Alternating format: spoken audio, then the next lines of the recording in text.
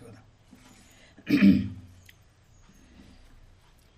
సంజయ ఉవాచ దృష్ట్వా తు పాండవానీకం వ్యూఢం దుర్యోధనస్తదా ఆచార్యముపసంగమ్య రాజా వచనమబ్రవీత్.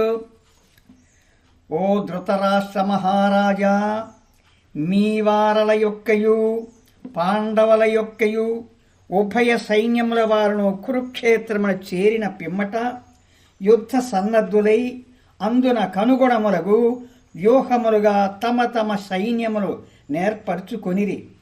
యుద్ధమునకు తలపడి నిలిచియుండునట్టి సమయమున నీ పుత్రుడును రాజును నగు దుర్యోధనునట్లు వ్యూహాకారముగా నేర్పబడి యుండు పాండవ సైన్యమును పారచూచి తనకు గురువగు ద్రోణాచార్యునొద్దకు పోయి ఆయనతో ఒక మాట చెప్పెను. అదేమనగా,